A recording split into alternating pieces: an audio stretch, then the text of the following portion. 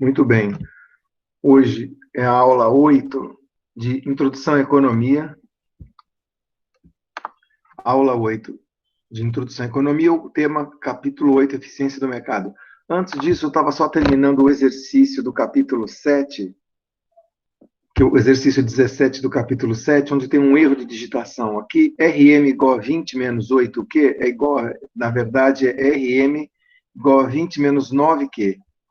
Curva de demanda é a mesma, P igual a 20 menos Q, e a curva de custo marginal é igual a CM igual a menos Q ao quadrado.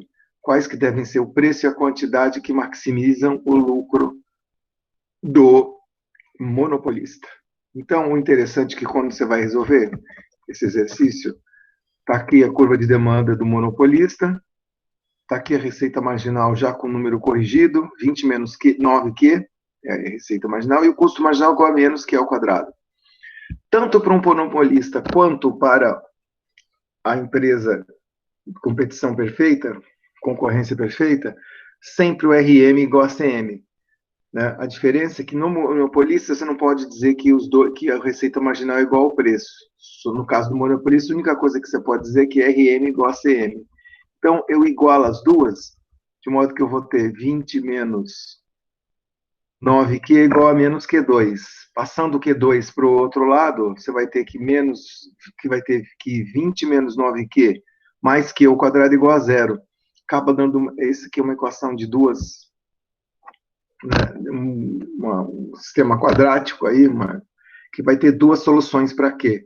O Q vai ser igual a, né, menos, pegando aquela equação de Bhaskara lá da escola, menos B mais ou menos a raiz de B2 menos 4AC, tudo dividido por 2.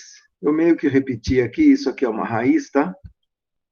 Então vai ter 9, que é esse 9 aqui, menos B, o 9, mais ou menos raiz de 9 ao quadrado menos 4 vezes AC, que é igual a menos 80. E aí, raiz de 80 menos 80 é 1. 81 menos 80 dá 1. Raiz de 1 é 1. Então, nós vamos ter 9 mais ou menos 1 dividido por 2. Então, quando 9 for mais, quando tivermos mais 1, 9 mais 1 sobre 2 dá 5. Quando a gente tiver o número, quando você tiver o negativo, 9 menos 1 sobre 2, você vai ter que 9 menos 1 sobre 2 vai ter que igual a 4. Então, nós temos dois valores para que maximizam, né, e resolvem esse sistema aqui. A quantidade pode ser 5 ou a quantidade pode ser 4. A diferença é que se o Q for igual a 5, substituindo aqui nessa primeira equação daqui de cima, 5, 20 menos 5 dá P igual a 15. Então, se o Q for igual a 4, 4 substituindo aqui, 20 menos 4 vai dar 16. Tá bom? Então, temos duas soluções aí para isso. Então, exercício 7 da semana 17 do capítulo 7 está resolvido agora. Tinha esse errinho aqui. Então, por favor, rabisquem aqui e coloquem 9 ao invés ao invés de 8. Muito bem. Continuando e passando já rapidamente para o capítulo 8, porque tem bastante coisa para a gente falar hoje. Aqui é falar, o objetivo de hoje aqui é analisar o papel do governo nos mercados. Então, ainda é microeconomia, aliás, esse é o último capítulo de microeconomia, capítulo 8 do livro. A partir do capítulo 9, a gente já começa semana que vem a falar sobre macroeconomia. A ideia aqui é ver qual é o papel do governo, além do que a gente já viu. Como vocês vão se lembrar, no capítulo 4 a gente falou, né, do papel do governo, por exemplo, quando ele coloca preços máximos e preços mínimos, né?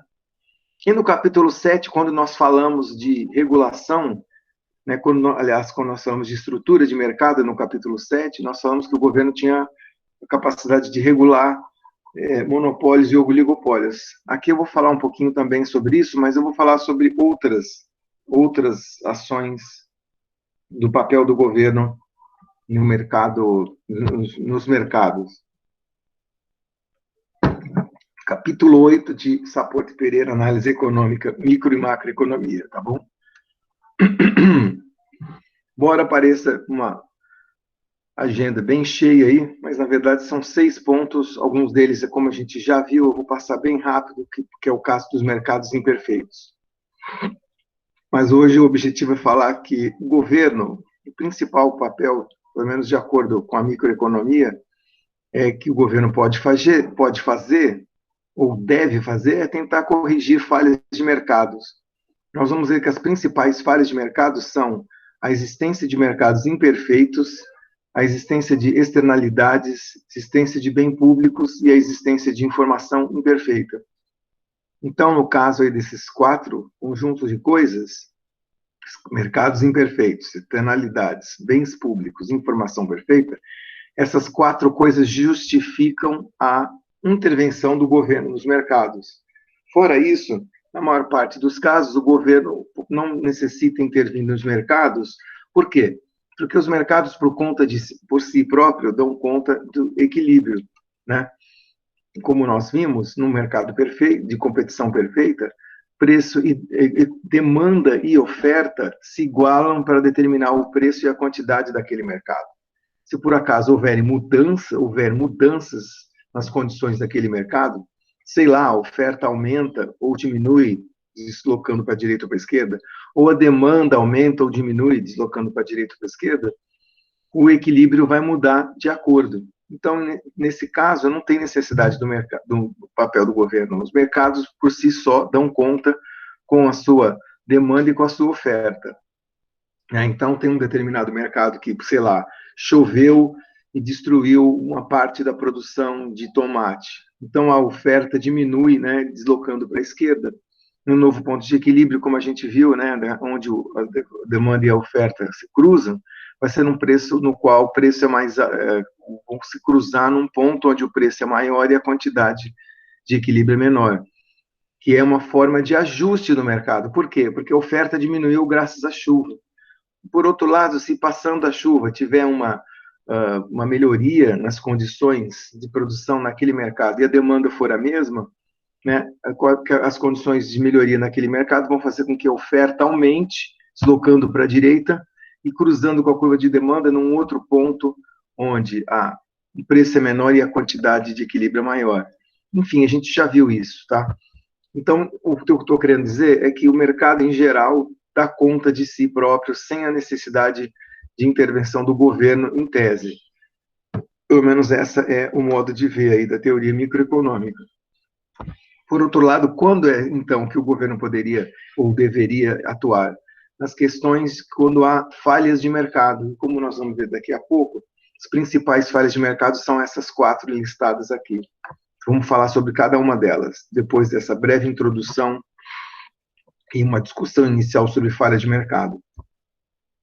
Bom, a teoria microeconômica usa um negócio chamado eficiência de Pareto, que é a melhoria de Pareto. Aliás, antes até de falar de eficiência de Pareto, de melhoria de Pareto, né, vamos pensar numa situação de eficiência econômica. Uma situação que é eficiente, ela é eficiente significa que os recursos estão bem alocados, significa que a demanda e a oferta estão em equilíbrio e não teria como, nesse momento, naquele exato momento, reorganizar a produção, ou a demanda, ou a oferta, de modo que melhore as outras pessoas. Então, uma situação eficiente significa que ela já está no máximo, né, da possibilidade do uso, dado aquele momento que a sociedade vive. Claro que a sociedade pode evoluir, começar a ter mais recursos, então aumentar a demanda ou aumentar a oferta, tá? Mas num determinado momento a gente tem um ponto que a gente chama de ponto de eficiência econômica, tá? E esse ponto de eficiência econômica é o seguinte: já está com todos os recursos bem alocados, as pessoas estão satisfeitas com os preços que o mercado está oferecendo e com a quantidade de produto que está sendo oferecida. Tanto a oferta quanto a demanda estão satisfeitas. Então, se eu tiver que mudar isso, vai acabar prejudicando alguma parte, tá? Então, uma melhoria de Pareto significa que eu posso melhorar para uma pessoa sem prejudicar para as outras. Mas lembrando que nessa situação de eficiência econômica já todas as pessoas já estão, vamos dizer assim, contentes com aquela situação. Então, é a situação melhor, dada a organização que os recursos que um país, uma economia, uma cidade, uma região tem naquele momento. Então, não tem como melhorar, ou seja, eu estou na situação de máxima eficiência.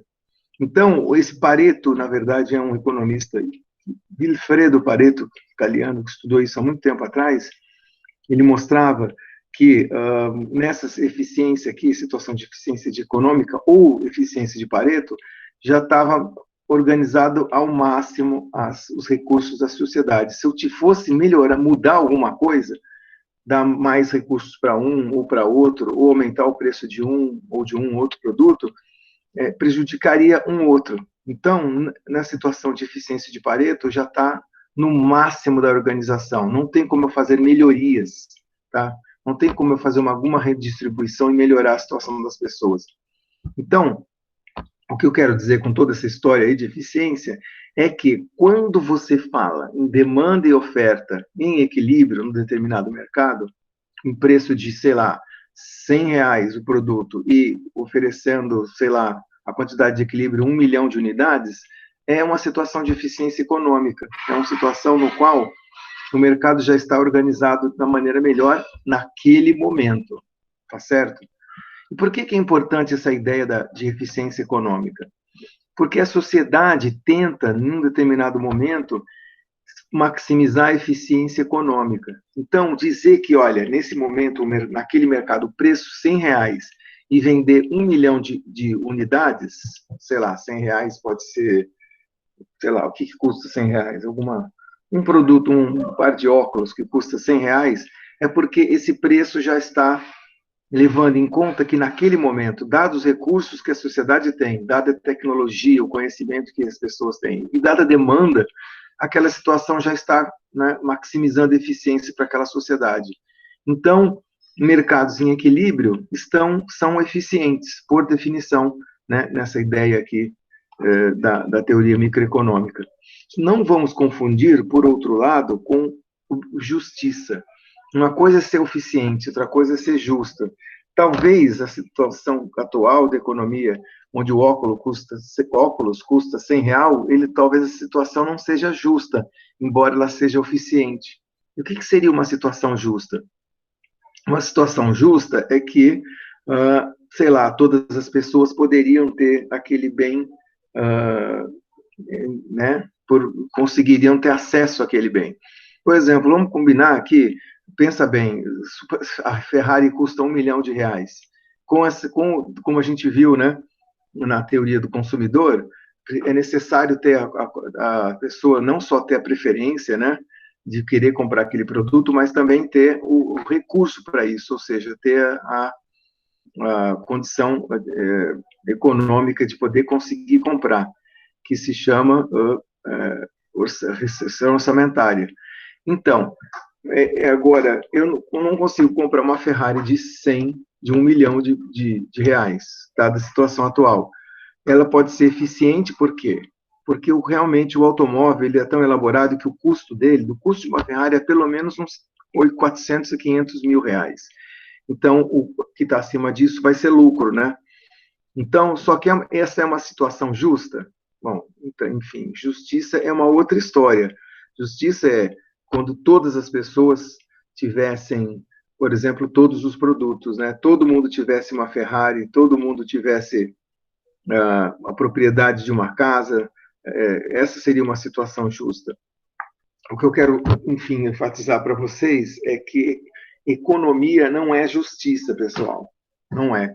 Justiça é outra coisa. Justiça é todo mundo poderia ter um salário digno, um salário de R$ 10 mil todos. Todos poderiam ter uma casa, um carro e etc. Todos os produtos, né, alimentos. Essa seria uma situação justa. Mas, por algum motivo, a situação de eficiência econômica é diferente, né? Porque a situação de eficiência econômica ela leva em conta toda a informação econômica atual. Então, por exemplo, o custo. Às vezes, os dois não batem justiça com eficiência econômica, muitas vezes por causa de custo. De novo, seria legal se todo mundo tivesse um carro, mas como o carro tem um custo alto, então eu não posso cobrar R$ 100 do carro, porque só o custo de aço e de chapa de aço já vai ser uns, sei lá, 5 mil, 50 mil, 50 mil não digo, mas uns 20 a 30 mil do custo vai ser motor e mais o aço. Então, nesse sentido, como vocês viram, determinante do preço, pelo menos o custo é a maior parte do determinante do preço, né? Então, aí já não tem como justiça e economia bater, tá certo? Então, seria legal e justo se todos pudessem ter uma distribuição de propriedade, de renda, onde todo mundo tivesse a mesma situação de renda.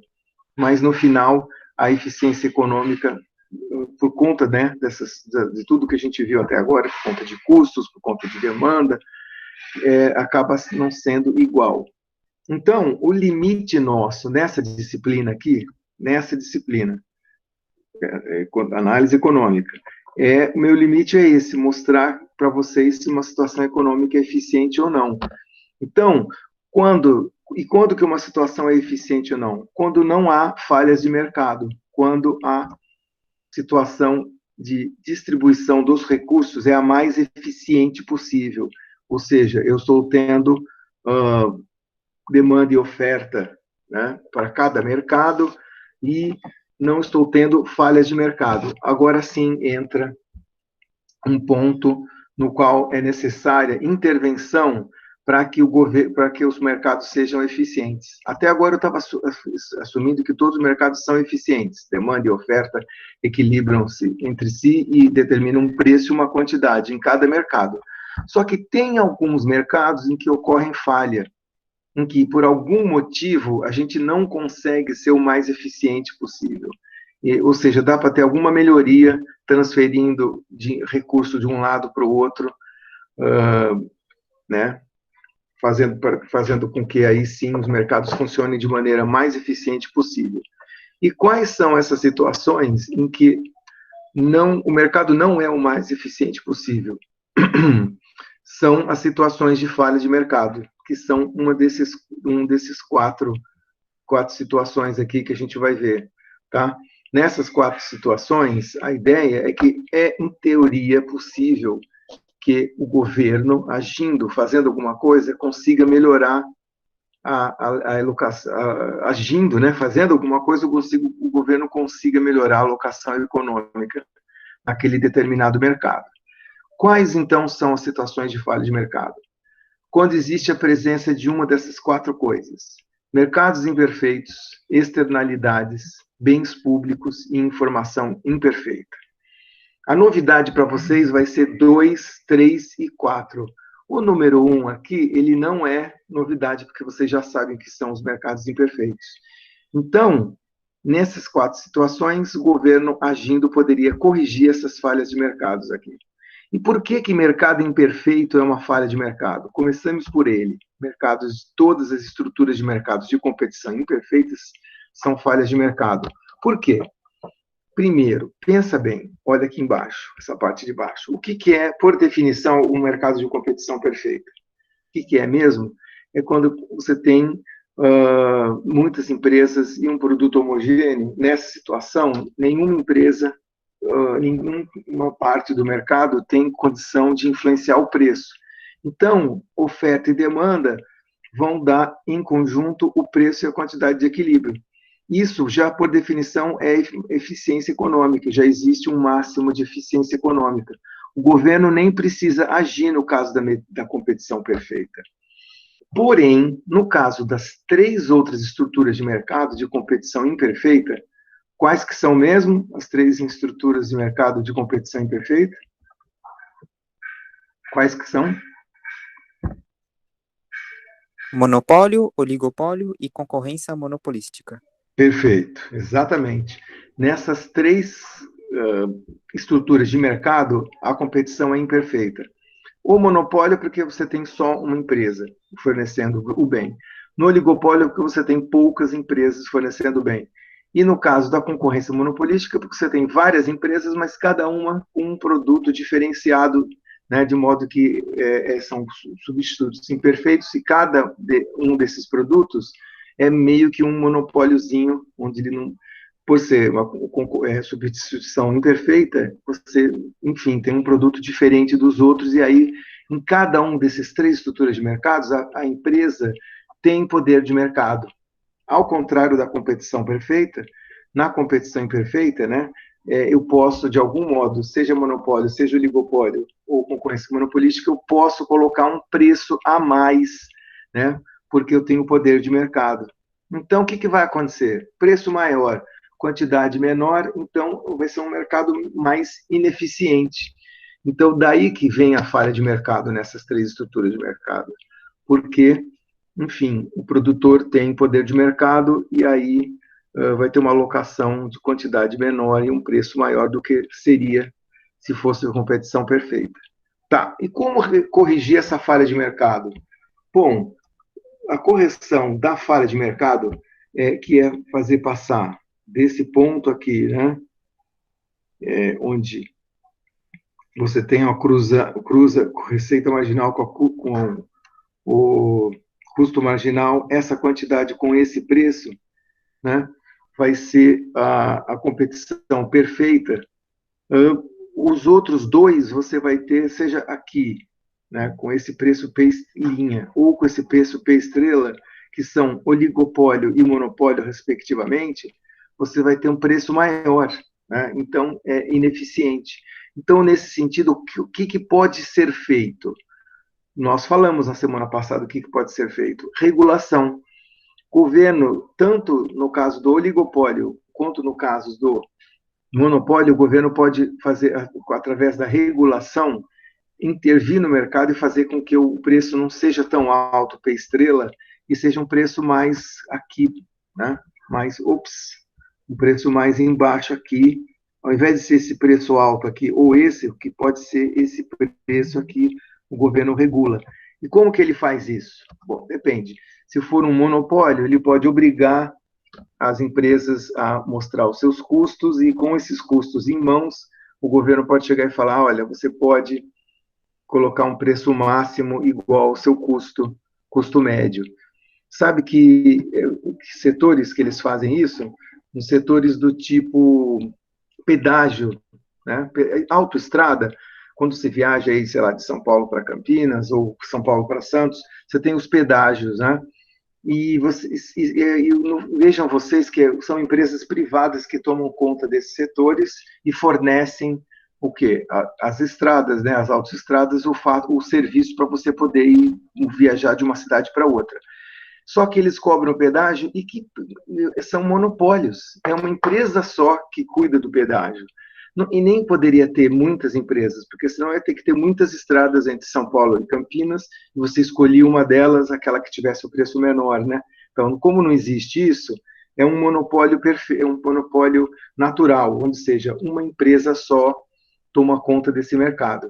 E o que o governo faz para justamente fazer com que a empresa não cobre esse preço máximo alto aqui? Ela obriga justamente isso, que as empresas tenham os custos, mostrem os custos para o governo, e o governo coloca um preço mais embaixo do que P estrela, né? E faz um reajuste anual pela inflação do ano. Então é por isso que todo dia primeiro, qual é o dia mais caro do ano para se viajar? Vocês sabem? 1º de julho. Por quê? Porque os governos, eles reajustam a tarifa de pedágio anualmente no dia 1º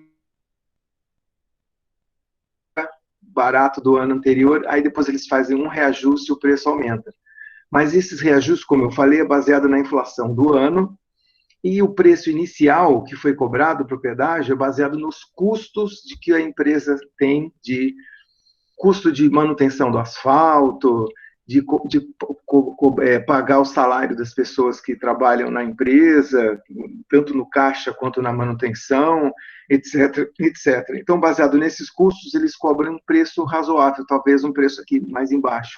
Então, na prática, é assim que se faz regulação, com essas, né, igual que eu estava falando na semana passada, o governo regula fazendo uma tarifa que não exceda um máximo de um total, por exemplo. Ou então lei antitrust. A lei antitrust é aquelas leis que impedem e que controlam para ver se as empresas estão combinando o preço. Lembra lá a gasolina de Itanhaém? Itanhaém tinha poucos postos de gasolina, e parece que uns 3 ou 4 só eram dono de todos os postos da cidade, então eles tinham incentivo aí a combinar preço e botar um preço mais alto, né? Então, aqui, não só você obriga, com a lei antitrust, a empresa que cobre um preço máximo igual aos custos, primeiro, máximo custo e uma porcentagem de lucro pequena, relativamente justa, como que, se for provado, né, se tiver denúncia que tem posto de gasolina cobrando mais alto do que o custo, né, o posto de gasolina recebe uma multa, e uma multa bem grande, diga-se de passagem. Tá? Então, competição imperfeita, como a gente já viu, né, tem uma tendência aí para você botar um preço mais alto do que seria se fosse competição perfeita, só que tem jeito, né, para a gente tentar controlar, e esse jeito é lei antitrust com regulação, tá certo? O governo, no caso, entra para tentar corrigir as falhas de mercado. Muito bem, vamos ver agora externalidades. Então, eu estava dizendo que mercados imperfeitos existe falha de mercados, agora vamos ver esses outros, né? Externalidade, bem público e informação imperfeita. Começando pela externalidade. O que é uma externalidade? Na verdade, nada mais é do que um efeito que uma parte faz pelo outro, faz no outro. Por exemplo, os produtores fazem nos consumidores, ou o contrário, o consumidor faz no produtor. Um efeito que não está envolvido direto com a atividade principal e, portanto, não está levado em conta no preço. Tá certo? Essa é a ideia da externalidade. Algo que eu faço, e esse algo que eu faço te afeta, e tudo bem, e pode te prejudicar ou pode te favorecer. Mas, enfim, seja lá, esse efeito não está envolvido no preço. Porque lembra,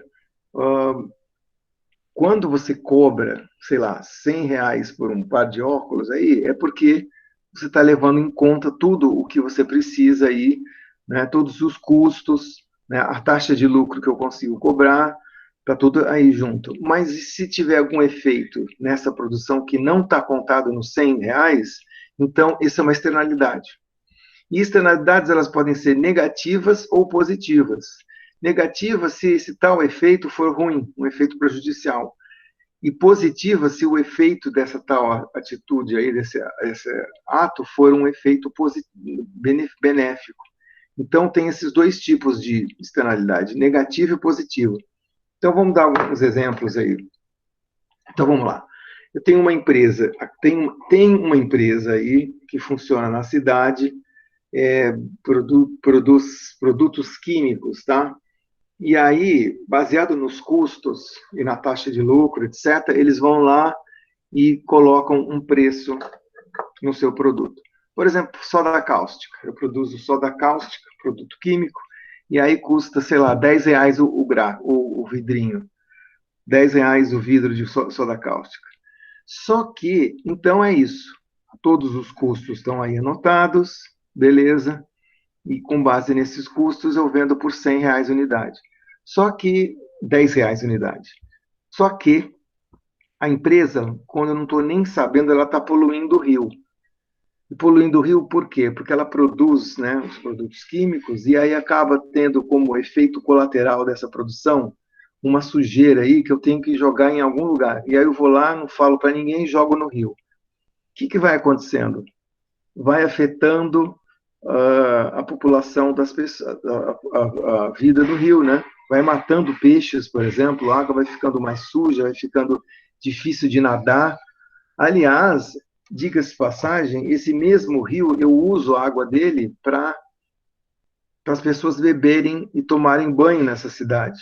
Então a água vai ficando cada vez mais poluída. Aí olha o que eu preciso fazer, eu preciso limpar esta água do rio. Preciso começar a retirar de algum jeito para produzir água, para beber, e água potável. Eu preciso começar a gastar no meu processo produtivo para tirar essa água, essa sujeira que a empresa de soda cáustica está jogando no rio. Esse efeito é um efeito, tá vendo? Não está sendo levado em conta. Por que ele é uma externalidade? Porque ele não está sendo levado em conta no preço do produto, tá? Porque é um efeito fora do efeito da produção e do cálculo do preço do produto. Então, é um efeito negativo, no caso, então, é uma externalidade negativa. Quando polui o rio, as pessoas que nadam no rio, ou as pessoas que têm, né, que trabalham com o serviço de água da cidade, têm que lidar com esse subproduto, no caso, a poluição do rio. E para lidar com isso é custoso. Então, por exemplo, eu não posso mais nadar no rio, tenho que nadar em outros lugares, ou o serviço de água começa a ter que gastar cada vez mais por conta disso. Então, tem custos. O ponto é esse: existem custos, quando você tem externalidade negativa, tem custos aí que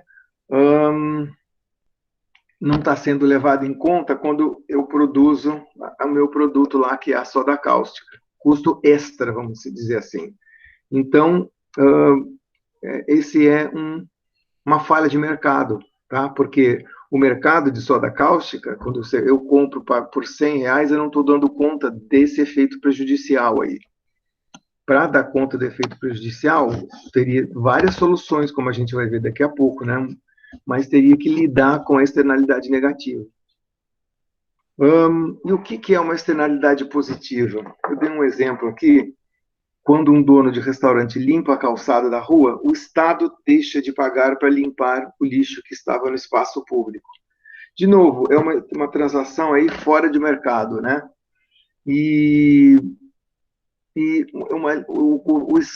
Quem que tem que, na verdade, limpar o lixo que está no espaço público, como calçadas, como no parque ou mesmo no rio? Pela lei, é o Estado, né? O governo teria que fazer essa limpeza. Mas se eu vou lá e limpo aquilo, tiro alguém, um dono de um restaurante, que vai lá limpar a calçada na rua porque ele, enfim, quer que a calçada na frente do restaurante dele fique limpa, ele está fazendo um efeito que não está sendo contado pelo Estado. No caso, um efeito positivo, né? Não um efeito negativo, porque é um efeito bom, a rua está ficando mais limpa.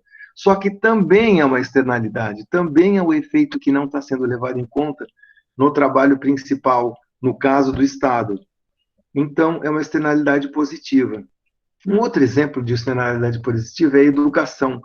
Educação, quando a gente recebe educação, por exemplo, fazendo faculdade, estando no primeiro ano estudando economia, você aprende sobre economia, certo? Esse é um efeito que está aí, vamos dizer assim, levado em conta na faculdade, nos objetivos da faculdade, né? No dia a dia do trabalho de uma faculdade, que é essa mesmo, preparar pessoas, né? Contadores que entendam de economia, por exemplo, como no nosso exemplo aqui. Mas tem alguns outros efeitos externos, né?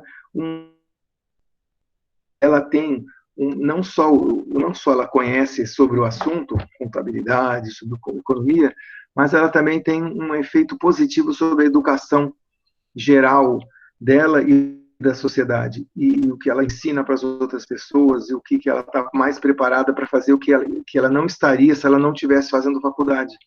Esse efeito extra também é, né, externo, só que no caso, por ser benéfico, é uma externalidade positiva. Então, na vida aí existem um monte de externalidades negativas e positivas na vida, tá? Algumas delas são negativas, outras são positivas, mas todas são efeitos extras ou efeitos fora que acontecem, mas que não estão ligados, envolvidos com a atividade. De novo, o cara do Rio, a atividade dele é produzir a soda cáustica, porque as pessoas vão lá e compram soda cáustica, elas precisam desse produto para limpar a casa, limpar o banheiro, sei lá. Só que quando eu produzo essa bendita soda cáustica, eu poluo o rio. É um efeito extra, é uma externalidade negativa. Mesma coisa, quando eu ensino os alunos sobre economia, eles vão aprender a usar isso quando forem contadores. Só que eles também vão ter um efeito extra de serem mais esclarecidos, no geral, sobre a educação, sobre as coisas, sobre o país como um todo, vão ter uma capacidade melhor de analisar as coisas. É um efeito extra também, mas positivo no caso. Então, a externalidade é isso. Vamos falar um pouco de cada uma das externalidades, negativa e depois a positiva. A externalidade negativa, ela é ineficiente, tá certo? Ela é ineficiente por quê? Porque se ela fosse eficiente, ela teria essa curva de oferta aqui e essa curva de demanda, tá certo? A demanda é azulzinha e a oferta é essa que está escrito com um O aqui, tá bom? Então, essa que é a oferta. Então, vejam vocês o que acontece. A quantidade seria isso e o preço seria isso. Então, a quantidade seria QM e o preço seria PM. Seria. Porém, eu não estou levando em conta que, no caso da externalidade negativa, aquele efeito negativo, tá? Que tem que ser levado em conta, porque eu estou poluindo o rio. Se eu levar em conta esse efeito, olha o que acontece. A curva de oferta não seria essa curva O, mas sim seria o CMS. O que é o CMS? CMS é o custo, né, que leva em conta tudo, inclusive o custo de não poluir o rio. Tá? Então, quando você leva em conta tudo, quando não leva em conta é esse O. Quando eu levo tudo em conta é esse CMS. E como que eu levo em conta? Eu não poluo mais o rio de algum jeito, tá? Ou eu instalo um filtro para limpar a água, ou então eu pago para o governo e falo, eu vou poluir o rio, mas eu pago para você. E com essa grana que eu pagar, você vai lá e limpa o rio, é uma outra solução também, né? Só que vejam vocês, quando eu faço isso, falo para o governo, tô aqui o dinheiro para você limpar lá o rio. Ou então, quando eu instalo o filtro, minha curva de custo não vai ser mais essa curva de oferta O aqui, sim CMS. Com esse custo maior aqui, olha o que acontece.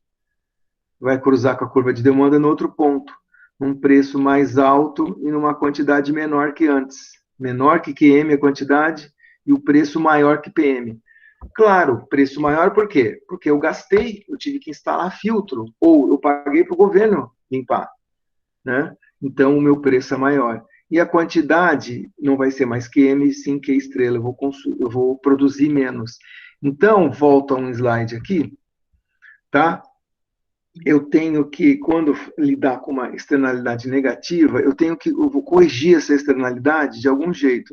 Quando eu corrijo, eu vou ser mais eficiente. E quando eu sou mais eficiente, ou o preço do produto sobe, aliás, o preço do produto sobe e a quantidade diminui, tá? Comparado com antes, tá certo?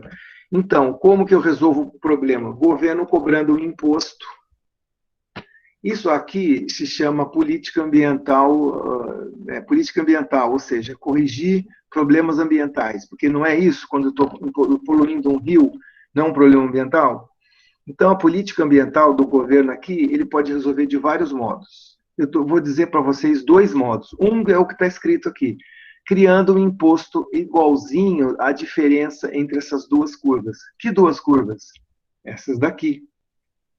Né? Eu cobro imposto, aí o cara, ao invés de produzir O, né, ele vai produzir CMS, vai produzir menos e com um preço mais alto. Por quê? Porque ele tem que pagar um imposto.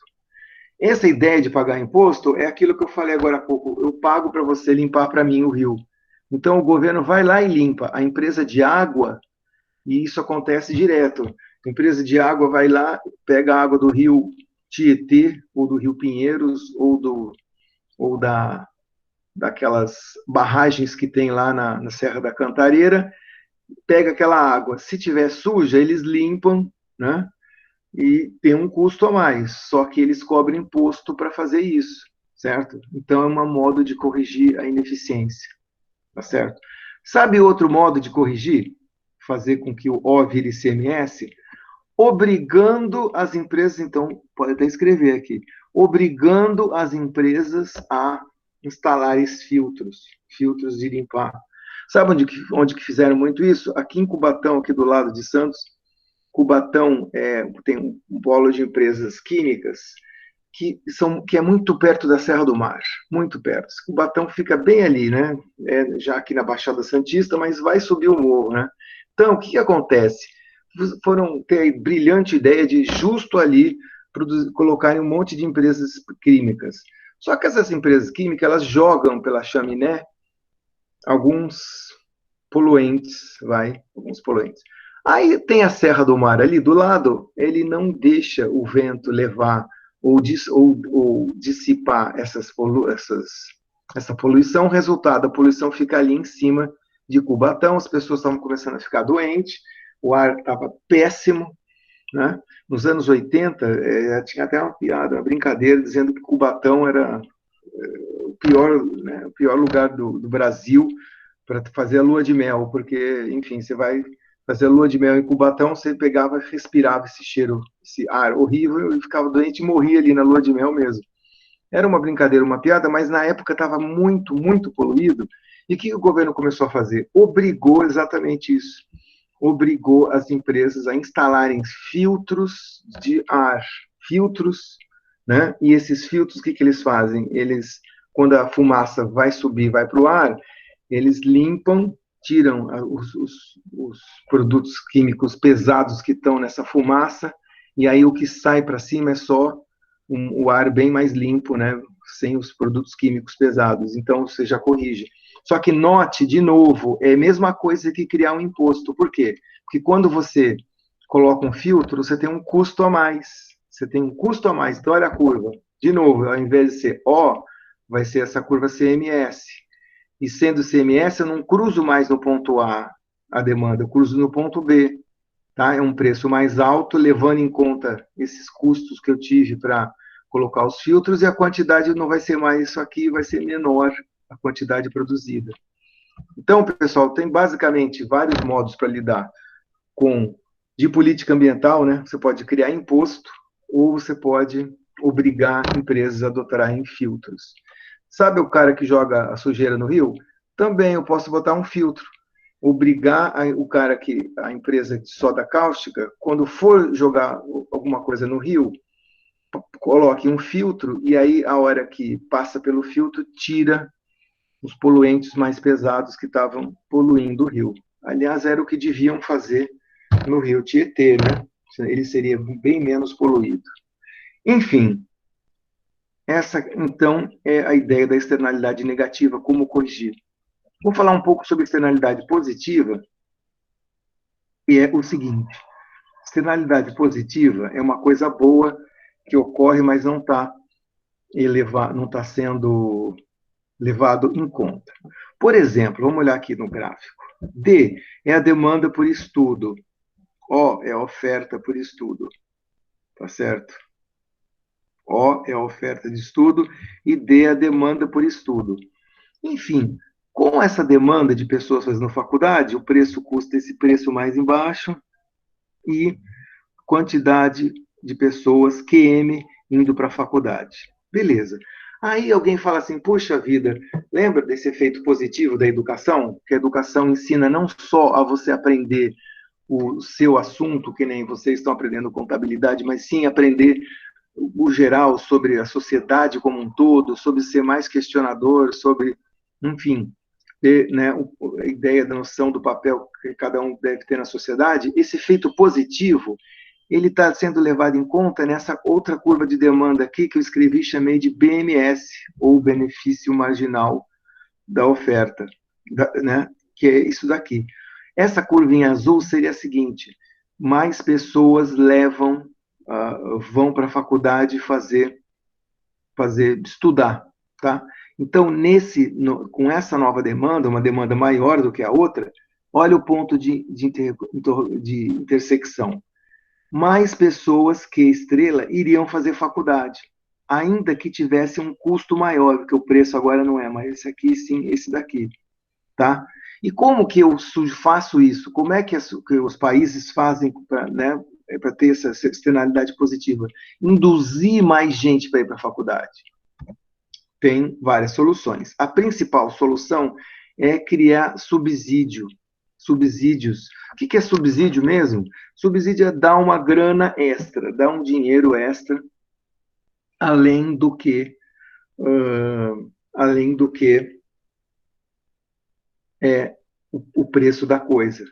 Então, ou seja, dar um subsídio significa, como chama essa bolsa do governo federal, que o governo estava ajudando a fazer os estudantes para ir fazer a faculdade, eu esqueci o nome agora, principalmente para a faculdade privada, né? Então, pagando para os, basicamente dando um dinheiro ou pagando para os estudantes irem fazer a faculdade e, né, aumentando assim a oferta. O outro médio, Professor, pois não, diga. esse negócio é o FIES.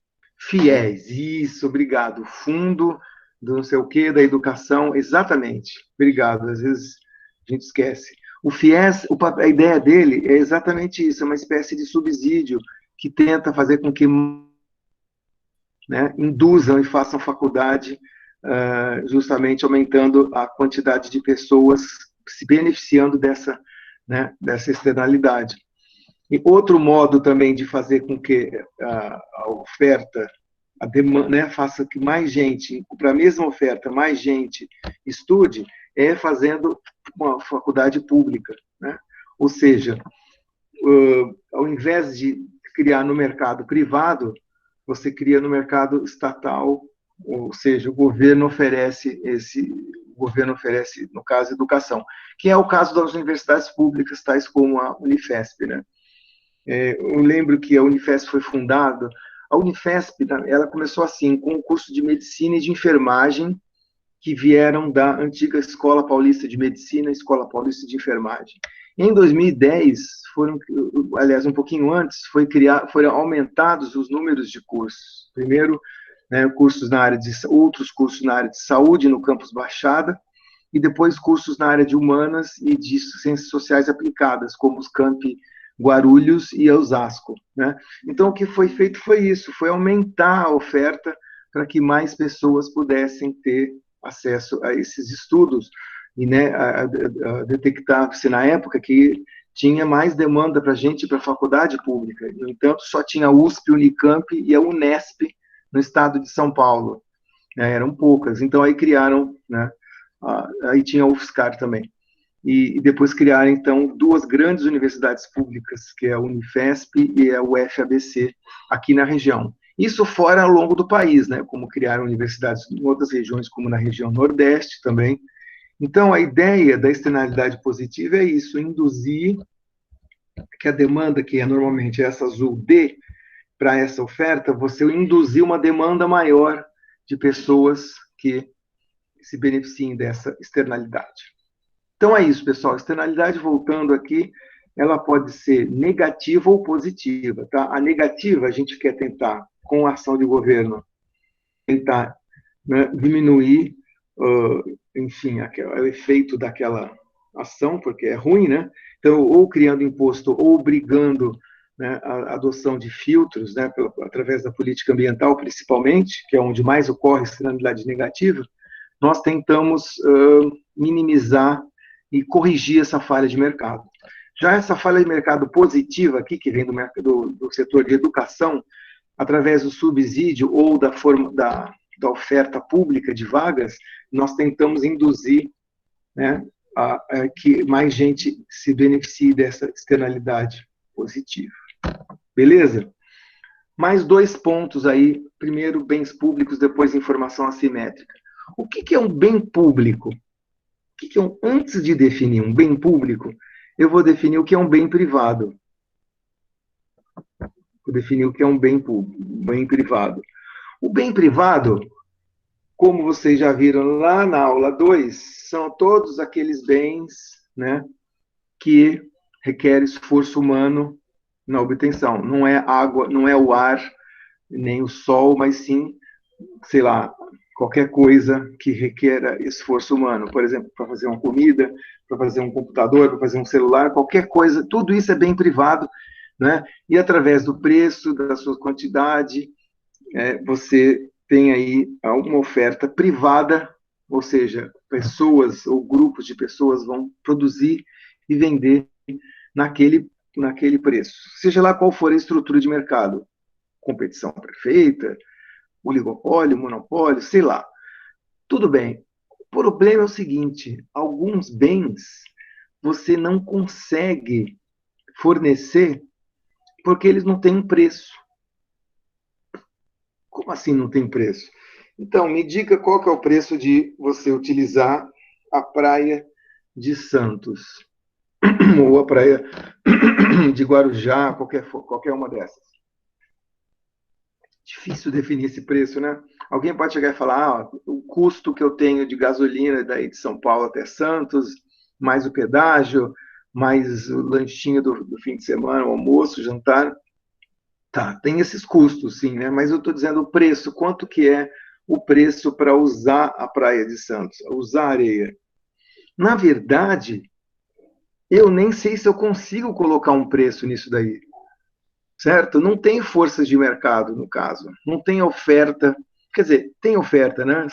A praia tem 7 quilômetros, contando São Vicente e Santos, e ali você pode colocar tantas pessoas, só que não tem como você colocar um preço, porque a Praia de Santos é um bem público, né? Pelo que eu vou definir já daqui a pouco vai ficar mais claro para vocês, né? Todo o bem que você consegue, que tem preço, são bens privados. E os bens que você não consegue colocar um preço são bem públicos. E tem um motivo pelo qual eles não têm preço. É porque esses bens não são nem excluíveis e nem têm uso rival. Como é que é esse papo? Peraí, vai ficar bem claro daqui a pouco. Pensem vocês, para saber essa história de bem privado, bem público, que tem duas perguntas que eu vou fazer e, dependendo do que você responder, eu vou te dizer se é um bem privado ou se é um bem público. Então, me diga, esse bem, produto que você está pensando, ele é excluível? Sim ou não? Ele é excluível? Ou seja, eu consigo impedir o consumo de alguém? Se a resposta for sim ou se a resposta for não, né, vai ter alguma coisa aí. E a mesma coisa você tem que fazer para esse mesmo bem, perguntar se o uso dele é rival. Ou seja, a rivalidade. Quando uma pessoa usa, a outra não consegue usar. Resposta, sim ou não? Dependendo do que você responder, vai ter bens privados e bens públicos, tá? Para ficar mais claro, vamos com calma. Vamos entender a pergunta de novo. Vamos falar sobre essa pergunta de novo. O bem é excluível, sim ou não? Um bem excluível quer dizer que eu consigo excluir o consumo de alguém. Quer ver um exemplo? Sanduíche.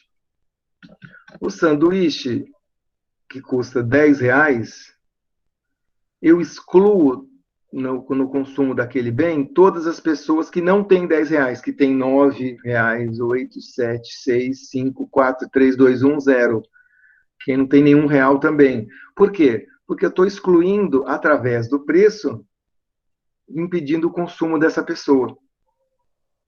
E, sim ou não, então, o seu bem é excluível. O que é a segunda pergunta agora? O bem tem, o uso do bem, ele é rival? Ou seja, há rivalidade no uso? Ou seja, se eu uso, outra pessoa não consegue usar? O sanduíche, de novo, ele é rival. Tá, esse sanduíche aqui que eu comprei, paguei R$ 10. Eu paguei R$ 10 por ele, estou aqui mastigando. À medida que eu estou mastigando esse sanduíche, você não está, nem ela não está, nem ele ali do lado. Por quê? Porque uma vez que eu estou usando bem, outra pessoa não consegue usar. Então, esse é um bem rival. Quer ver um outro bem que não seja rival? O uso dessa lâmpada aqui. Aqui do lado aqui tem uma lâmpada. Eu estou usando essa lâmpada.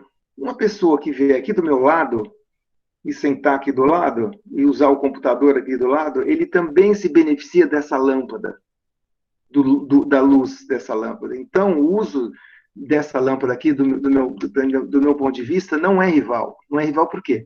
Porque se eu estou usando, essa pessoa que está aqui do meu lado pode usar também. Então, coisas como luz, né, defesa pública, segurança pública, são bens não rivais. Então, vamos lá para o próximo slide, que agora sim vai ficar bem claro para vocês. São duas perguntas. O bem é excluível, sim ou não? E aí a outra pergunta é, o bem é de uso rival, sim ou não? Dependendo do que você responder, se você responder sim para as duas perguntas, olha o que vai acontecer. Eu vou falar dos produtos privados, dos bens privados. Por exemplo, comida, ou automóvel, ou ingresso para ir no cinema, ou um livro. Por quê? Então vamos pensar. Vamos pensar nesse livro que você comprou lá na Livraria Cultura. O bem excluível, ele custava R$ 50. Ele é excluível? Sim, ele é excluível. Eu posso excluir, e todas as pessoas que têm menos de R$ 50 estão excluídas automaticamente. Por quê? Porque ele custa R$ 50. É um bem privado? Sim ou não? O livro que você pagou R$ 50? Sim, porque você sai com um recibo, uma vez que você paga os R$ 50, você sai com o recibo, vai para casa, livro é seu, não tem como outros virem e falar, mas não é meu, esse livro é meu. Não, não, não, olha aqui o recibo, eu paguei R$ 50, cai fora. Então é isso, tá? Todos os bens, quase todos os bens da vida aí, são bem privados. Por quê? Porque eles são excluíveis e o bem são rivais. Tá? Então, o preço exclui o uso de pessoas que não têm a renda para comprá-lo, e o bem privado, né, o bem rival, porque se você usa, outra pessoa não consegue usar. A não ser que eu empreste o livro, mas aí é outro papo. Tá? A questão da rivalidade aqui é, se eu comprar o livro, você fica sem. Tem 10 mil livros. Se 9.999 pessoas comprarem, esses estão todos usados já. Só vai sobrar um livro para o resto das pessoas. Tá? Esse é o ponto da rivalidade.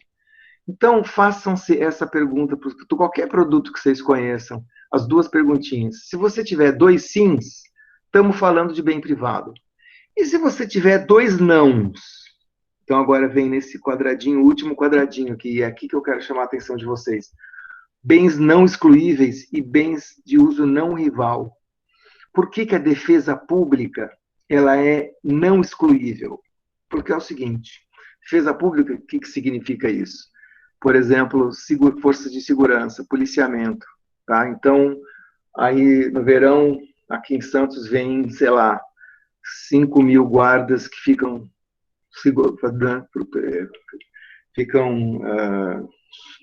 passeando, andando para lá e para cá, fazendo a defesa pública, fazendo a segurança pública.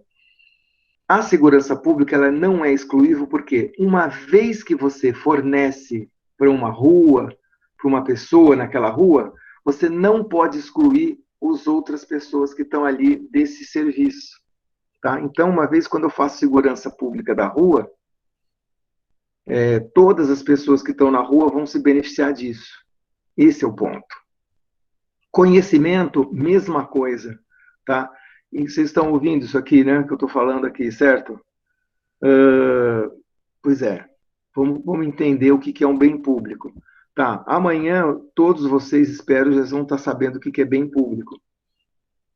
Só que é o seguinte, esse vídeo que nós estamos vendo, que estamos filmando aqui, vai ficar na internet. Quem abrir o vídeo, ouvir isso daqui,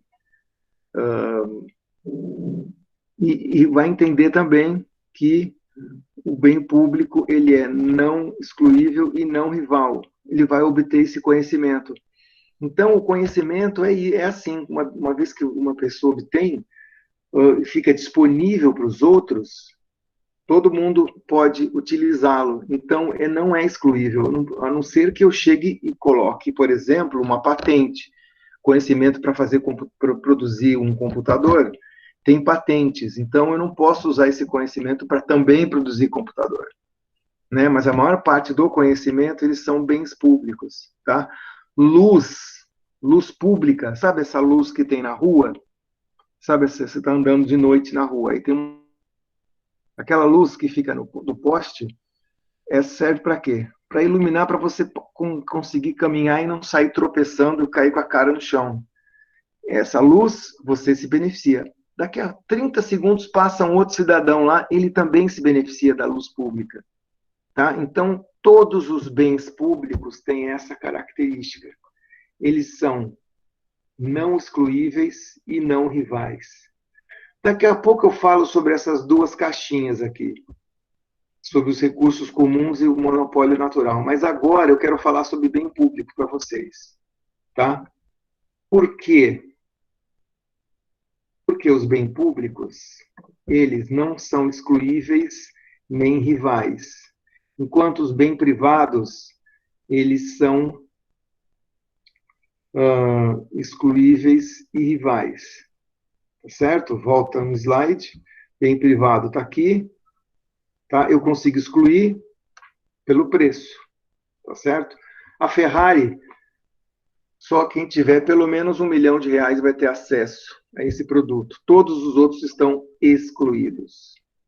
Né? E é um bem rival, porque se eu pegar essa Ferrari aqui, ela é minha, fiquem longe dela. Ela é só minha. Tá certo? Carro, celular, quase tudo são bens privados. E os bens públicos, né, eles não são nem excluíveis e nem rivais. Essa segunda linha.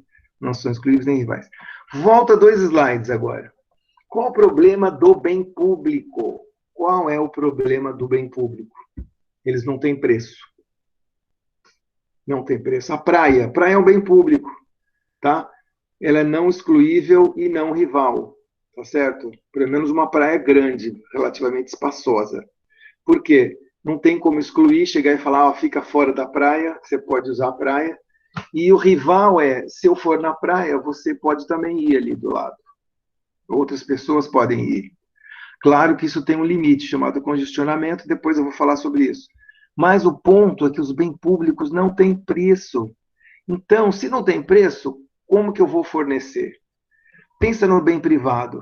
O bem privado, ele é excluível e rival. Tá? Ele vai ter preço? Vai. Lembra do custo, da taxa de lucro, aqueles determinantes vão te dar o preço dos bens privados. O problema é que o bem público não vai ter essa sinalização de preço, porque não dá para excluir as pessoas. Então, pensa você, vamos supor que eu pudesse cobrar para ir na praia. E existe praia privada, principalmente na Europa. Você quer usar lá, né, fui na Itália lá, você quer usar aquele pedaço de areia, você tem que pagar para uma empresa privada que fica ali, para usar areia, usar como é que chama? O guarda-sol, usar a toalhinha, usar a água que tem ali para lavar o rosto, tomar banho. Então tem um preço, mas vamos supor que nem na maior parte das praias, elas não são excluíveis e nem rivais. Aí eu não tenho como pôr preço. Se não tem como pôr preço, esquece, o mercado vai ficar, as forças de mercado vão ficar ausentes. Por quê? Porque se não tem preço, quanto que é meu custo? Quanto que é a minha taxa de lucro? Não sei. Então, bem público, aí voltando aqui, 5, bens públicos, por não ter preço, por ser não excluíveis e não rivais, vai gerar falha de mercado. Lembra que falha de mercado é uma coisa ruim que a gente tem que tentar resolver? Como resolver aqui a questão dos bens públicos não serem fornecidos? Então, agora eu vou para esse outro slide aqui mostrar para vocês e daqui a pouco eu volto para falar sobre recursos comuns e monopólios naturais. A solução do bem público é a seguinte: o governo fornece bens públicos, tipicamente. Então, é por isso que existe governo fornecendo segurança pública, fornecendo educação, fornecendo saúde, infraestrutura de estradas, de aviões, infraestrutura de estradas, ferrovias, portos e aeroportos, Que mais? Todos os serviços que o governo fornece. Por quê? Porque uma boa parte desses produtos que o governo fornece são bens públicos. Tá? Então, nesse sentido, o governo vai, na maior parte desses bens públicos, vai ele ofertar, tá certo? Como que ele vai ofertar? Você não falou que não tem preço? Não tem preço, porque eu não consigo excluir e o bem é não rival. Só que custo existe. Existe custo para oferecer educação, existe custo para segurança pública. Tem os automóveis, tem as armas dos soldados, tem a farda dos soldados, tem o almoço, o salário dos soldados, né, da polícia. Isso tudo é custo. E sabe o que eu posso fazer? Fornecer esse serviço, o governo fornecer através desse custo, fazendo com que o benefício, o lucro, seja igual ao custo. Ou seja, posso fazer com que a taxa de lucro seja zero. Uai, mas eu não aprendi na aula 2 que lucro tem que ter para mover o capitalismo? Sim, bens privados. Bens privados têm que ter o lucro, porque senão, né, aquela roda do capitalismo realmente não roda.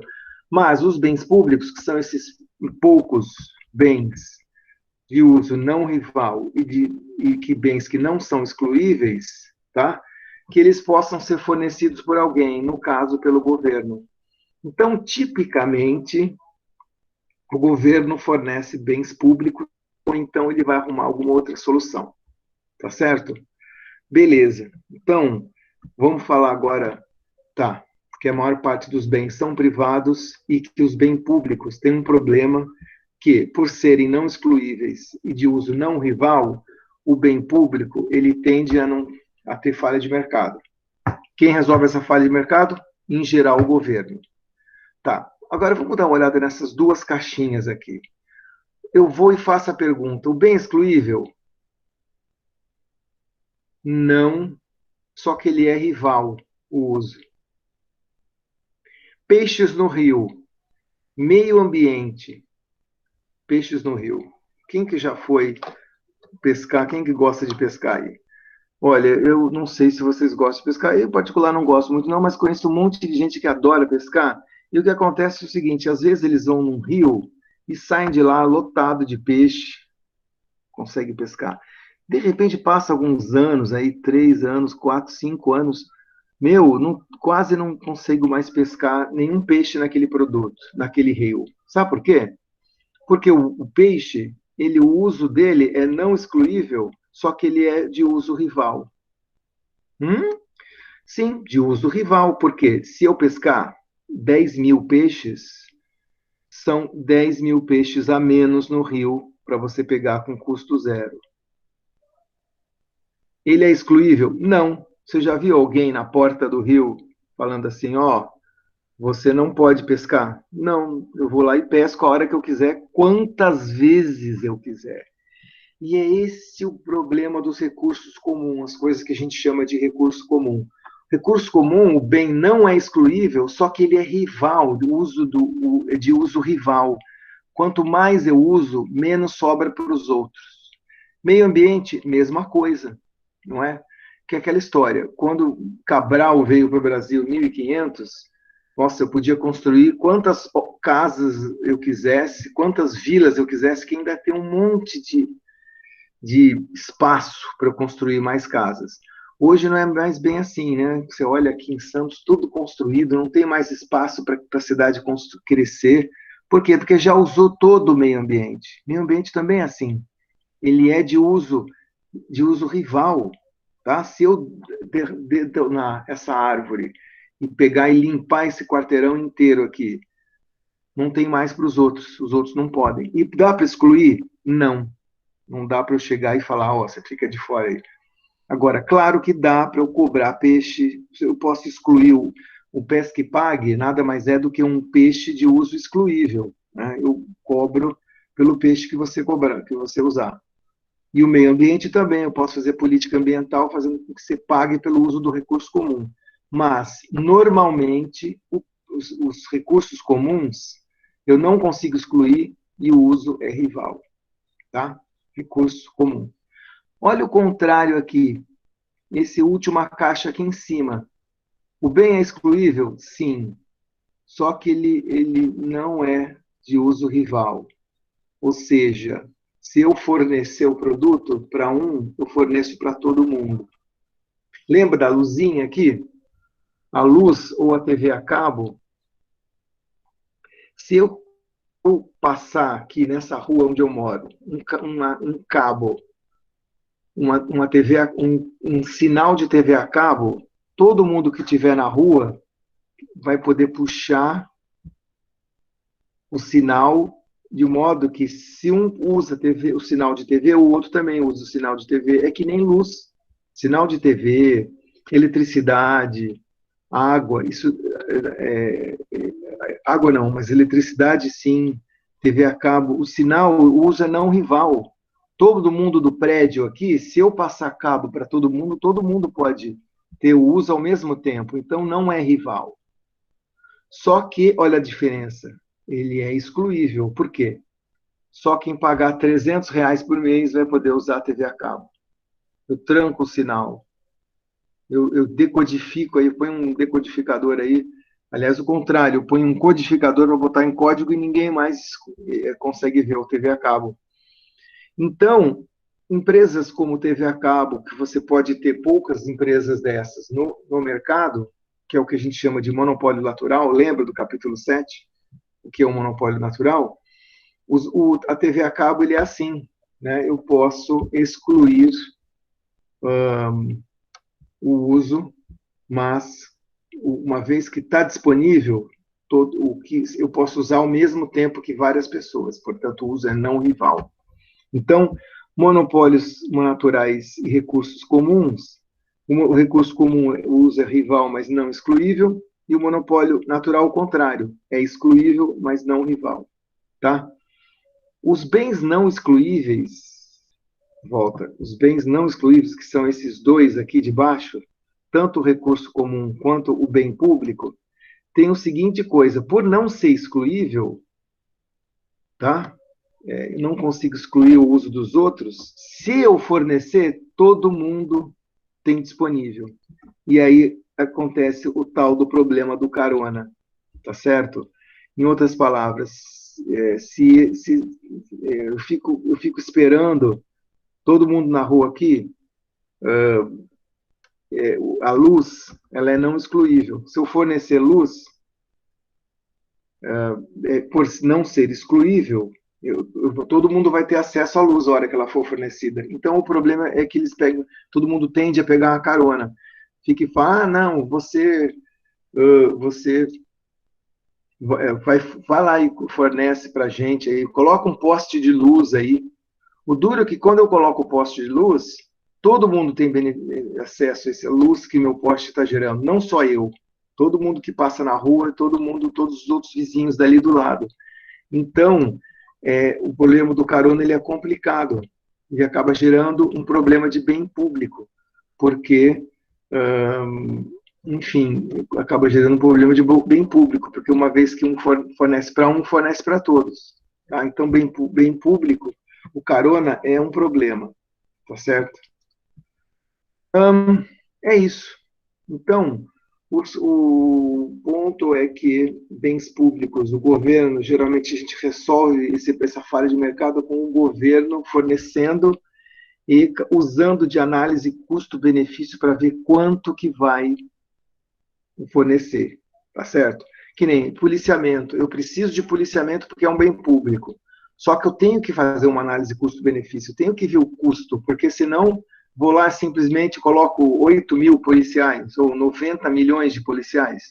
Vai ter um custo enorme, né? Eu tenho que fazer uma análise quanto que eu consigo com os impostos, né, que eu arrecado, olha aqui, com aquilo que eu arrecado de impostos, quanto que eu consigo de fornecer o bem público. Tá? É isso que é essa análise custo-benefício, na verdade. Tá bom? Último ponto para a discussão de hoje é a questão da informação imperfeita. A informação imperfeita, ela também gera falha de mercado e, portanto, são situações que a gente tem que tentar evitar, tentar corrigir de algum modo. Informação imperfeita ocorre quando uma parte tem mais informação do que a outra, tá certo? Ou seja, a informação... Porque é o seguinte, quando você tem demanda e oferta no mercado, você assume que todo mundo da oferta e todo mundo da demanda entende o problema do mesmo jeito. Só que nem sempre é assim. Tem gente que tem mais informação do que outra. Isso se chama informação assimétrica. Assimétrica, né? Ou seja, que não existe simetria. Não são os dois lados, não têm a mesma informação. Um tem mais e o outro tem menos. Isso ocorre em alguns mercados. Quer ver um exemplo? Automóveis usados. Não automóveis. Automóveis novos, por que não tem problema de informação assimétrica? Porque o automóvel novo, ele acabou de ser feito, ele é novinho. Então, vou pagar meu dinheiro lá para aquele automóvel novo, eu sei que eu vou ter um automóvel, né, com motor funcionando, e se por acaso não funcionar, de uma pane, eu levo lá na loja e falo, olha, seguinte, eu comprei esse aqui ontem, não está funcionando. Ele, não, peraí, calma, a gente vai arrumar. Ou seja, automóveis novos têm grande qualidade, o produto tem qualidade e tanto o comprador e o vendedor sabem daquela qualidade do produto. Já automóvel usado não é bem assim, né, pessoal? Pensa, não necessariamente em um automóvel de 1 ano, 2, mas vamos pensar em um automóvel de 10 anos. Aí você vai naquela loja ali perto da rua e vê um automóvel de 10 anos de idade. Será que eu compro esse automóvel? Acho que sim, né? Deve ser legal aí, tô com uma cara boa. Só que você não sabe como que esse automóvel passou esses 10 anos de vida. Tá? Aí eu vou lá e compro o automóvel usado. No dia seguinte começa a falhar. Aí você vai na loja, o cara fala, sinto muito, esse automóvel tem 10 anos de idade. A gente não sabe como que os donos anteriores cuidaram desse automóvel. De repente, o cara bateu o carro umas 500 vezes, foi lá e consertou. Mas você sabe como é que é, né? Nunca fica perfeito o conserto. Então, no mercado de automóveis usados, acontece muito, mas muito informação assimétrica. Ou seja, o vendedor do automóvel conhece mais sobre a qualidade do automóvel do que o comprador. O comprador, eu vou lá comprar automóvel e falo, como é que tá esse automóvel aí, tá bom? Aí o vendedor chega e fala, tá ótimo. Tá. Mentiu, ele fala isso, mas às vezes o automóvel estava meio ruim, e aí você vai tentar pagar o preço de mercado, quanto vale, né? O comprador chega e fala assim, olha, tudo bem, eu vou comprar. E leva para casa e no dia seguinte começa a falhar, e o vendedor fala, sinto muito, acho que o senhor passou num buraco aí e ficou ruim, não foi não? Não, imagina, não sei de nada. Então, novamente, com automóveis usados, o vendedor tem mais informação do que o comprador sobre a qualidade do produto. Nos mercados que não têm esse problema, tanto o vendedor quanto o comprador sabem da qualidade do produto, igualmente. Então, eles têm a mesma informação. Tá? Então, automóveis usados é um mercado que tipicamente tem informação assimétrica.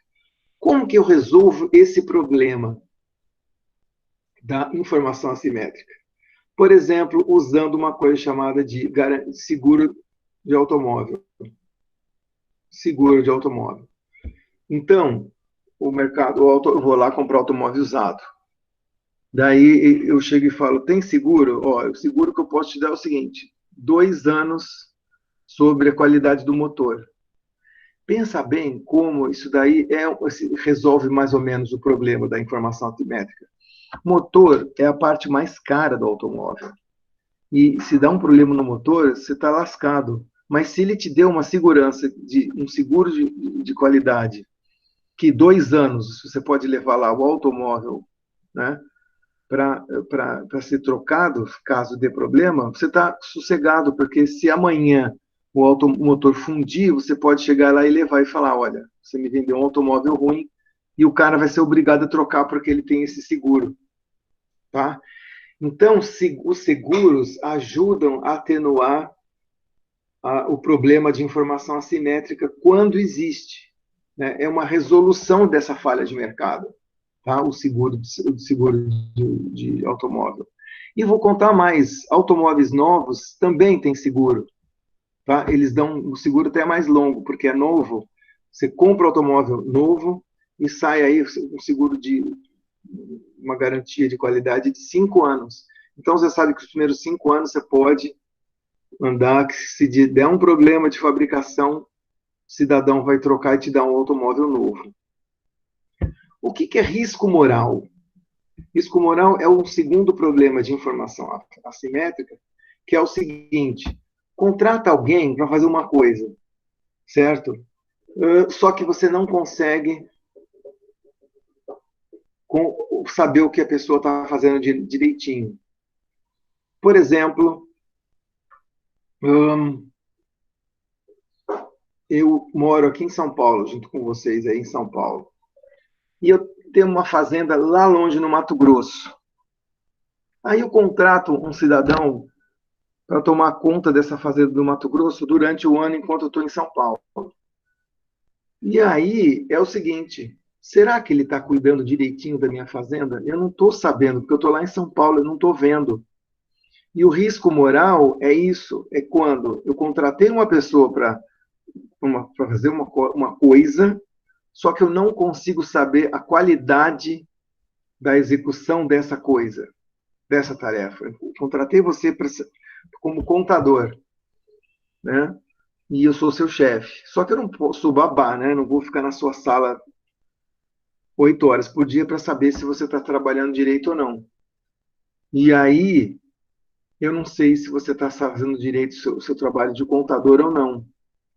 Então, isso daí se chama risco moral, tá? Muitas vezes isso ocorre também, isso também gera falha de mercado, porque já pensou, eu posso dar sorte daquele cara que eu contratei para tomar conta da fazenda lá no Mato Grosso, está fazendo direitinho, mas eu posso dar mau azar, para contratar um banana, um vagabundo que não está fazendo nada, e eu chego lá no Mato Grosso depois de um ano, quando eu vou ver, madeira, tudo, a casa tudo cheio de bicho, grama alta, madeira carcomida aí pelos bichos, e tudo tarefa por fazer. Não é? Não pode acontecer isso? Como resolver esse problema de risco moral? Como contratar, saber que o, o contador que eu contratei vai fazer a tarefa direitinho? Usando um mecanismo chamado incentivo financeiro.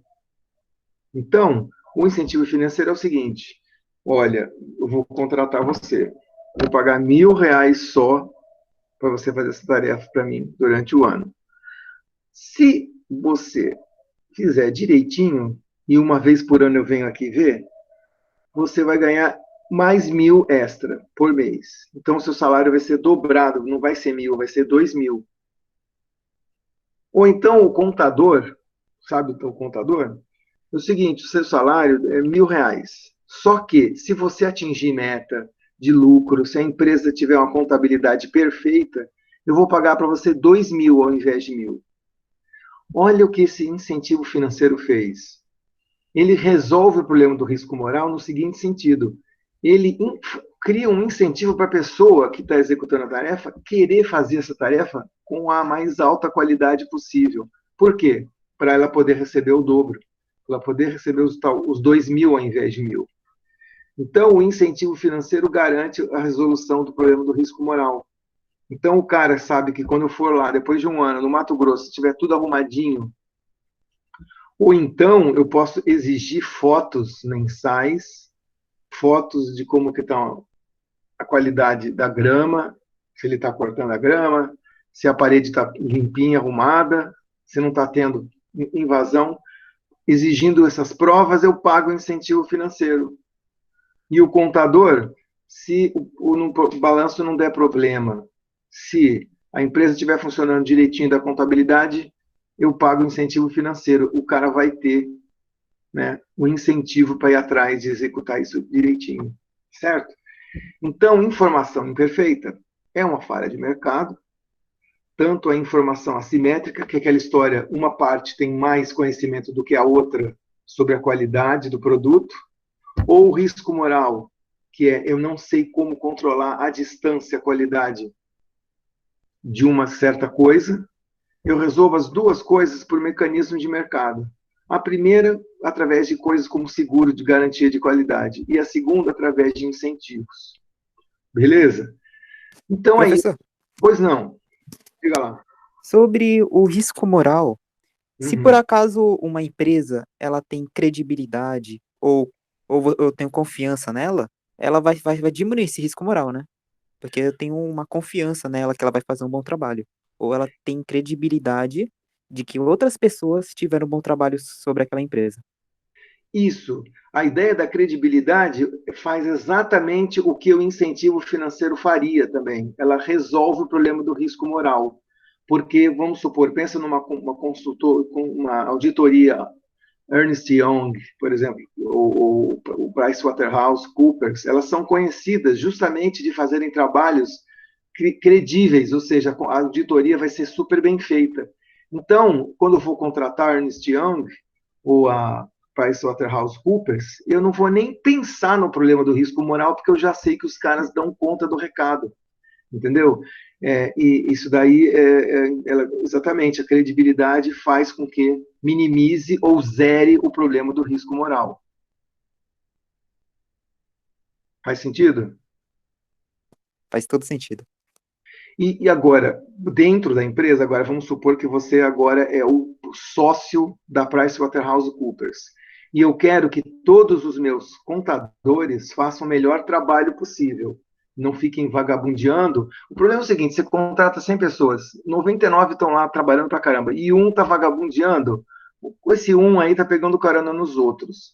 Como que eu posso garantir que esse um vá bem ou mal, né? Vá bem como os outros? Aí sim, fornecendo internamente um incentivo financeiro. É aquela história, metas. Por que eles colocam metas quando você trabalha em empresa? Você vai ver depois, não sei se você já trabalha ou não, mas você vai ver essa ideia de metas é para minimizar o problema do risco moral. É para fazer com que todo mundo esteja na mesma vibe, todo mundo seja aqueles, né, um auditor que trabalhe super bem e que, caso ele atinja a meta, ele vai receber incentivo financeiro. Então, metas servem para isso, para minimizar risco moral. Beleza? Muito bem. Então, é isso. Vamos agora passar para os finalmente da aula de hoje. Um exercício aqui rapidinho que eu vou fazer e passando para vocês essa atividade 8 aqui. Antes de eu fazer esse exercício aqui, olha a atividade 8, como ela é tranquila. Eu pergunto o que é externalidade e para vocês me disserem a diferença entre negativa e positiva. Resumo, tá, gente? Não precisa escrever 500 mil linhas de texto, não. O que são bens públicos e por que, que um bem público, geralmente, o mercado não consegue oferecer de maneira eficiente? Como que o problema do carona cria problemas para o fornecimento de bens não excluíveis? Né? Porque eu pego carona, se um fornecer o outro, eu pego carona. Essa era a ideia. E explique como pode existir essas falhas de mercados derivadas da presença de informação imperfeita. Então, essa questão 7, 8, 9, 10 para vocês aqui é curtinha, texto curto, tá? Resumido, dá para vocês resolverem fácil, fácil. E quanto ao exercício, vou fazer agora, né? Não precisa entregar, é só entregar a atividade 8. Exercício 13 do livro. A ideia é o seguinte: justificando a intervenção do Estado na economia, uma das razões existências de externalidades, tanto positiva quanto negativa. A respeito da externalidade, pode-se afirmar que qual dessas aí? A, B, C, D ou E? São 5 opções, uma delas está correta. Alguém tem uma palpite aí? Qual que seria correta? Seria C? Vamos ver. A única maneira de resolver o problema da poluição atmosférica é proibindo terminantemente a emissão de gases. Não. Não é assim, e eu vou dizer por quê. Lembra desse exemplo de Cubatão? Cubatão, eles não proibiram a emissão de gases tóxicos. Eles obrigaram a instalação de filtros, e esses filtros diminuíram muito a produção de gases tóxicos. Não zerou totalmente, não foi proibida, mas foi obrigado a implantação de filtro. E o que o filtro fez? O filtro diminuiu bastante a poluição atmosférica e ajudou a resolver bastante a, a externalidade negativa em Cubatão. Teria até um outro método de resolver aqui, por isso que não é a única maneira, tem outros métodos. Inclusive, qual seria esse outro método? A ideia do imposto. Lembra que eu falei que imposto também resolve externalidade negativa? Tipo assim, eu pago um imposto e você que recebeu esse dinheiro do imposto vai lá e resolve o problema da poluição, que é uma parte do que as empresas de água fazem, né? As empresas vão lá, poluem o rio Tietê e o rio Pinheiros, e a empresa que trata a água vai lá, né? Uma empresa pública, pega com o dinheiro dos impostos, vai lá e limpa a água antes, essa água captada, eles vão lá e limpam, ou então usam outras fontes, né? Como, por exemplo, da represa de Guarapiranga, ou da represa Billings, mas essas duas represas também são sujas. Então, com o dinheiro dos impostos, eu vou lá e limpo, à medida que eu capto a água, eu limpo também. Então, o C não é a única maneira. É uma maneira utilizada, diga-se de passagem. Alguns gases, eles são proibidos mesmo de serem emitidos, mas não é a única maneira. Eu posso usar filtros ou eu posso usar dos impostos para resolver essa questão. Então, qual seria? A, B, D ou E? Acho que é a B de bola, professor. B de bola. Tá. Isso. Aqui eu não disse qual externalidade ela causa, mas uma pessoa que tem uma doença transmitível, ela causa externalidade negativa, com certeza, né? Porque ela pode passar para outras pessoas e outras pessoas pegarem, por sua vez, e passarem para outras. Então, item B realmente está correto. Item A, por que não está certo? Porque externalidades só ocorrem quando há bens públicos envolvidos? Não. Aquele exemplo do rio era um bem privado, né? Produção de soda cáustica. Só que enquanto eu produzia soda cáustica, estava criando externalidade negativa, poluindo o rio. Então não é A, não é C. Vamos ver o D. Os ruídos dos bares à noite são uma externalidade para os vizinhos, o que só pode ser resolvido proibindo o ruído nos bares. A primeira parte, antes da vírgula, está correta. É uma externalidade negativa para os vizinhos. Por quê? Porque o bar, o negócio do bar é o seguinte, com música e bebidas e tal, meu serviço, meu produto é alegrar a vida daquelas pessoas que estão lá no bar, né, para relax, enfim, lazer. Só que eles criam uma coisa que, né, nessa produção desse serviço, eles criam uma coisa extra que acaba afetando, né, outras partes, no caso os vizinhos, porque o barulho fica lá, alguns bares com música muito alta, o cidadão mora lá no 20º andar e está ouvindo o ruído da música do bar lá embaixo, então é uma externalidade negativa. Como eu disse lá atrás, a externalidade negativa pode ser resolvida de alguns modos, né? Uma delas é proibido, verdade, tem alguns bairros aí que você proíbe né, de não poder ter bar porque eles fazem ruído, simplesmente proíbe em algumas regiões. Mas não é o único modo, né? Eu posso cobrar uma taxa, no caso eu falei imposto, mas cobrar uma taxa ou um imposto que seja para os bares funcionarem numa determinada região. Outro modo de resolver isso, que parcialmente, é obrigando alguns bares a adotarem, por exemplo, paredes ou janelas com isolador acústico, tá? Que vai minimizar bastante a produção de ruído. Então, sei lá, eu posso ter até uma discoteca aí num bar, uma discoteca num bairro de, sei lá, Vila Nova Conceição, Vila Olímpia, mas obrigar que aqueles bares da Vila Olímpia tenham esses abafadores de ruído. Então, não é isso que eu mencionei aí, não é o único modo de resolver, mas tem vários modos de resolver. E na vida real só há externalidades negativas? Não, tem as positivas. Educação é a principal delas. Então, é o B mesmo. B de bola. Perfeito. É isso aí, pessoal. Então, 7, 10 dias, entreguem, por favor, a atividade 8. E por hoje é isso. Por hoje é isso.